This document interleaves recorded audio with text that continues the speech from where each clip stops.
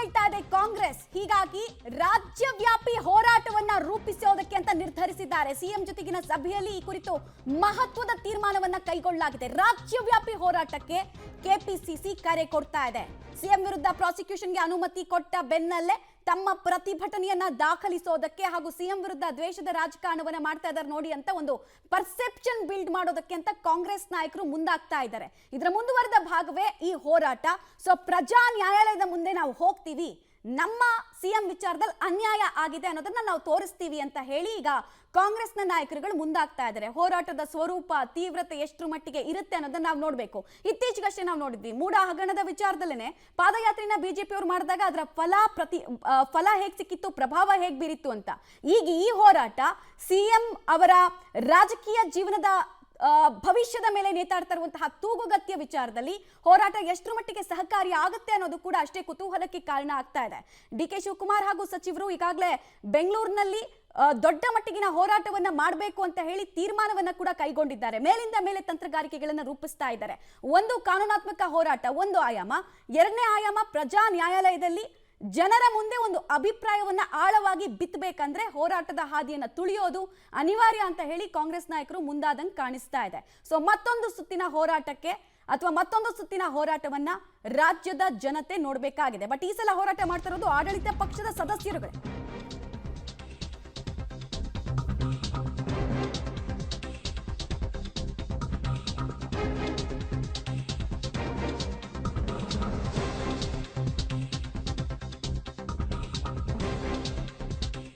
ಸಂಕಷ್ಟವನ್ನ ಎದುರಿಸ್ತಾ ಇರುವಂತಹ ಸಿಎಂ ಸಿದ್ದರಾಮಯ್ಯ ಅವರಿಗೆ ಧೈರ್ಯ ತುಂಬುವಂತಹ ಕೆಲಸವನ್ನ ಕಾಂಗ್ರೆಸ್ ಹೈಕಮಾಂಡ್ ಮಾಡ್ತಾ ಇದೆ ಅನ್ನೋದು ತಿಳಿದು ಬರ್ತಾ ಇದೆ. ನಿಮ್ಮೊಂದಿಗೆ ಇಡೀ ಸಂಪುಟ ಇದೆ, ನಿಮ್ಮೊಂದಿಗೆ ಶಾಸಕರ ಬಲ ಇದೆ. ಎಲ್ಲದಕ್ಕಿಂತ ಹೆಚ್ಚಾಗಿ ಕಾಂಗ್ರೆಸ್ ಹೈಕಮಾಂಡ್ ನಿಮ್ಮ ಬೆನ್ನಿಗೆ ನಿಲ್ಲುತ್ತೆ ಅನ್ನೋ ಅಭಯವನ್ನ ಸಿಎಂ ಸಿದ್ದರಾಮಯ್ಯ ಅವರಿಗೆ ಕೊಟ್ಟಿದ್ದಾರಂತೆ. ಕಾಂಗ್ರೆಸ್ ಹೈಕಮಾಂಡ್ ನ ಪ್ರತಿನಿಧಿಗಳಾಗಿ ಇವತ್ತು ಸಂಜೆ ಅಷ್ಟೊತ್ತಿಗೆ ಅನೇಕರು ಬರುವಂತಹ ಸಾಧ್ಯತೆ ಇದೆ. ಅದಕ್ಕೂ ಮುಂಚೆ ಒಂದು ಮೆಸೇಜ್ ಕಾಂಗ್ರೆಸ್ ಹೈಕಮಾಂಡ್ ನಿಂದ ಪಾಸ್ ಆಗಿದೆ. ಆಘಾತಕ್ಕಂತೂ ಒಳಗಾಗಿಲ್ಲ. ಬಿಕಾಸ್ ಒಂದು 15 ಡೇಸ್ ಇಂದ ಪ್ಲಾನ್ ಎ ಪ್ಲಾನ್ ಬಿ ಅಂತ ರೆಡಿ ಮಾಡ್ಕೊಳ್ತಾ ಇದ್ರು. ಕಾಂಗ್ರೆಸ್ ಹೈಕಮಾಂಡ್ ಗಮನಕ್ಕೂ ಬರ್ತಾ ಇತ್ತು ಈ ವಿಚಾರ. ಸೊ ಹೋರಾಟವನ್ನ ಒಂದ್ ಕಡೆಗೆ ಮಾಡೋದು, ಇನ್ನೊಂದು ಕಡೆಗೆ ಸಿಎಂ ರಿಂದ ರಾಜೀನಾಮೆನ ಪಡ್ಕೊಳ್ತಾರಾ ಇಲ್ವಾ, ಪದತ್ಯಾಗ ಆಗುತ್ತಾ ಇಲ್ವಾ, ಎನಿ ಮೂಮೆಂಟ್ ರಾಜೀನಾಮೆ ಕೊಡಿಸ್ಕೊಳ್ತಾ ಹೈಕಮಾಂಡ್ ಅನ್ನುವಂತಹ ಪ್ರಶ್ನೆ ಇತ್ತು. ಯಾಕಂದ್ರೆ ಪ್ರಾದೇಶಿಕ ಪಕ್ಷಗಳು ಇಂತಹ ಪ್ರಾಸಿಕ್ಯೂಷನ್ಗೆ ಅನುಮತಿ ಕೊಟ್ಟಾಗ ನಡ್ಕೊಳ್ಳೋ ರೀತಿ ಬೇರೆ, ರಾಷ್ಟ್ರೀಯ ಪಕ್ಷಗಳಿಗೆ ಒಂದು ಮೊರಾಲಿಟಿ ಅಂತ ಬಂದ್ಬಿಡುತ್ತೆ. ಸೊ ಏನಾದ್ರೂ ರಾಜೀನಾಮೆಯನ್ನ ಪಡ್ಕೊಳ್ತಾರ, ಒತ್ತಡಗಳು ಜಾಸ್ತಿ ಆಗುತ್ತೆ. ಪಕ್ಷದ ಒಳಗೆ ಸಿಎಂ ರಾಜೀನಾಮೆಯನ್ನ ಬಯಸುವಂತಹ ಆಂತರಿಕ ಶಕ್ತಿಗಳು ಜಾಸ್ತಿ ಆಗುತ್ತೆ. ಇದರ ಬೆನ್ನಲ್ಲೇ ಈ ಮೆಸೇಜ್ ಪಾಸ್ ಮಾಡೋದು ಅನಿವಾರ್ಯ.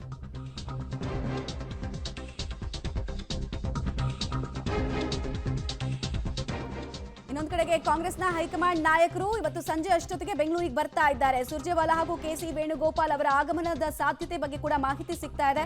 ಮುಂದಿನ ಹೋರಾಟ ಮಾಡೋದ್ರ ಬಗ್ಗೆ, ಹೋರಾಟದ ರೂಪುರೇಷೆ ಯಾವ ರೀತಿ ಇರಬೇಕು ಅನ್ನೋದ್ರ ಬಗ್ಗೆ ಸಂಜೆಯ ಸಭೆಯಲ್ಲಿ ನಿರ್ಧಾರವನ್ನ ಕೈಗೊಳ್ಳಲಾಗುತ್ತೆ. ರಾಜ್ಯಾದ್ಯಂತ ಹೋರಾಟವನ್ನ ರೂಪಿಸಬೇಕು, ಜನಬಲ ಬೇಕು ಈ ಹೋರಾಟದಲ್ಲಿ ಅನ್ನೋ ನಿರ್ಧಾರಕ್ಕೆ ಕಾಂಗ್ರೆಸ್ ಹೈಕಮಾಂಡ್ ಬಂದಿದೆ. ಸೊ ಮೊದಲು ಕಾಂಗ್ರೆಸ್ ಶಾಸಕರು ಸಚಿವರು ಎಲ್ಲರೂ ಕೂಡ ಒಗ್ಗಟ್ಟಿನ ಮಂತ್ರದ ಮೂಲಕ ಸಿಎಂ ಬೆನ್ನಿಗೆ ನಿಲ್ಲಬೇಕು ಅನ್ನೋದು ಮೊದಲ ಅಜೆಂಡಾ ಆಗ್ತಾ ಇದೆ. ಡೀಟೇಲ್ಸ್ ಕೊಡ್ತಾರೆ, ನೇರ ಸಂಪರ್ಕದಲ್ಲಿ ಜಾಯ್ನ್ ಆಗ್ತಾರೆ ಶ್ರೀನಿವಾಸ್. ಸಾಮಾನ್ಯವಾಗಿ ಇಂಥ ಪ್ರಾಸಿಕ್ಯೂಷನ್ಗೆ ಅನುಮತಿ ಕೊಟ್ಟ ಸಂದರ್ಭದಲ್ಲಿ ಪ್ರಾದೇಶಿಕ ಪಕ್ಷಗಳು ಅಥವಾ ಅವರ ಸಿಎಂಗಳಿದ್ದಾಗ ನಡೆಸ್ಕೊಳ್ಳೋ ರೀತಿ ಬೇರೆ, ರಾಷ್ಟ್ರೀಯ ಪಕ್ಷಗಳು ಪ್ರಾಸಿಕ್ಯೂಷನ್ ಅನ್ನುವಂತಹ ಶಬ್ದ ಕೇಳಿಸ್ಕೊಂಡಿದ ತಕ್ಷಣನೇ ಅವರವರ ಸಿಎಂಗಳನ್ನ ನಡೆಸ್ಕೊಂಡಂತಹ ರೀತಿಗಳು ಬೇರೆ ಬೇರೆ ಇದೆ. ಎರಡೂ ಎಕ್ಸಾಂಪಲ್ ನಮ್ಮ ಕಣ್ಮುಂದೆ ಇದೆ. ಇಲ್ಲಿ ಆರಂಭಿಕ ಹಂತದಲ್ಲಿ ಕಾಂಗ್ರೆಸ್ ಹೈಕಮಾಂಡ್ ಸಿಎಂ ಬೆನ್ನಿಗೆ ನಿಲ್ತಾ ಇರೋದ್ರ ಹಿಂದಿನ ಉದ್ದೇಶ ಮತ್ತು ಹೋರಾಟದ ರೂಪುರೇಷೆ ಯಾವ ರೀತಿ ಇರುತ್ತೆ? ಮಮತಾ, ಸಹಜವಾಗಿ ಸಿದ್ದರಾಮಯ್ಯನವರಿಗೆ ಹೈಕಮಾಂಡ್ ಡೇ 1 ಎಂದು ಕೂಡ ಬೆಂಬಲವನ್ನ ಕೊಡ್ಕೊಂಡು ಬರ್ತಿದೆ. ಈಗ ಪ್ರಾಸಿಕ್ಯೂಷನ್ಗೆ ರಾಜ್ಯಪಾಲರು ಅನುಮತಿ ಕೊಟ್ಟಿರೋದ್ರಿಂದ ಒಂದ್ ವೇಳೆ ಸಿಎಂ ಅವರು ರಾಜೀನಾಮೆ ಕೊಟ್ರೆ ಅದು ದೇಶದಲ್ಲಿ ದೊಡ್ಡ ಮಟ್ಟದ ಸುದ್ದಿ ಆಗುತ್ತೆ, ಅದು ಕಾಂಗ್ರೆಸ್ಗೆ ಹಿನ್ನಡೆ. ಹೀಗಾಗಿನೇ ಸಿದ್ದರಾಮಯ್ಯನವರ ಪರ ಇಡೀ ಹೈಕಮಾಂಡ್ ನಿಂತಿರುವಂತದ್ದು. ಸ್ವತಃ ಸಿದ್ದರಾಮಯ್ಯನವರಿಗೆ ಕರೆ ಮಾಡಿ ವೇಣುಗೋಪಾಲ್ ಹಾಗೆ ಕೆ.ಸಿ. ವೇಣುಗೋಪಾಲ್ ಮತ್ತೆ ಸುರ್ಜೇವಾಲಾ ಅವರು ಬೆಂಬಲವನ್ನ ವ್ಯಕ್ತಪಡಿಸಿದ್ದಾರೆ. ಪಕ್ಷ ಹೈಕಮಾಂಡ್ ನಿಮ್ಮ ಜೊತೆ ಇರುತ್ತೆ, ನೀವು ಕಾನೂನಾತ್ಮಕ ಹೋರಾಟವನ್ನ ಮುಂದುವರಿಸಿ ಎನ್ನುವಂತಹ ಬೆಂಬಲವನ್ನ ಕೊಟ್ಟಿದೆ. ಜೊತೆಗೆ ರಾಜ್ಯಾದ್ಯಂತ ಹೋರಾಟವನ್ನ ರೂಪಿಸಬೇಕು ವಿಪಕ್ಷಗಳ ವಿರುದ್ಧ ಮತ್ತೆ ರಾಜ್ಯಪಾಲರ ಅನುಮತಿ ವಿರುದ್ಧ ಅನ್ನುವಂತಹ ಸಂದೇಶವನ್ನ ಕೊಟ್ಟಿದೆ. ಮತ್ತೊಂದು ಕಡೆ ಇವತ್ತು ಸಂಜೆ ಕಾಂಗ್ರೆಸ್ನ ಹೈಕಮಾಂಡ್ ನಾಯಕರು ಬೆಂಗಳೂರಿಗೆ ಬರ್ತಾರೆ ಅನ್ನುವಂತ ಮಾಹಿತಿಗಳು ಲಭ್ಯವಾಗ್ತಿದ್ದಾವೆ. ಹಾಗಾಗಿ ಸಂಜೆ ಸಿಎಂ ಸಿದ್ದರಾಮಯ್ಯನವರ ಜೊತೆ ಬಹುಶಃ ಕಾಂಗ್ರೆಸ್ನ ಹೈಕಮಾಂಡ್ ನಾಯಕರು ಸಭೆಯನ್ನ ಮಾಡಿ ಮುಂದಿನ ಹೋರಾಟ ಯಾವ ರೀತಿ ಇರಬೇಕು ಅನ್ನುವಂಥದ್ದನ್ನ ನಿರ್ಧಾರ ಮಾಡ್ತಾರೆ. ಹಾಗಾಗಿ ಇವತ್ತು ಸಂಜೆ ನಿಗದಿಯಾಗಿದ್ದಂತಹ ವಿಶೇಷ ಕ್ಯಾಬಿನೆಟ್ ಸಭೆಯನ್ನ ರದ್ದು ಮಾಡಲಾಗಿದೆ. ಕಾಂಗ್ರೆಸ್ ಹೈಕಮಾಂಡ್ ನಾಯಕರ ಜೊತೆ ಸಿಎಂ ಅವರು ಚರ್ಚೆ ಮಾಡಿದ ಬಳಿಕ ಯಾವ ರೀತಿ ರಾಜಕೀಯ ಹೋರಾಟ ಜೊತೆಗೆ ಕಾನೂನಾತ್ಮಕ ಹೋರಾಟಗಳು ಆಗಬೇಕು ಅನ್ನುವಂಥ ಅನ್ನುವಂಥದ್ದನ್ನ ನಿರ್ಧಾರ ಮಾಡುವಂತ ಸಾಧ್ಯತೆ ಇದೆ ಮಮತಾ. ಓಕೆ, ಹಾಗೆ ಹೋಲ್ಡ್ ಮಾಡಿ ಶ್ರೀನಿವಾಸ್, ವಾಪಸ್ ಬರ್ತೀನಿ.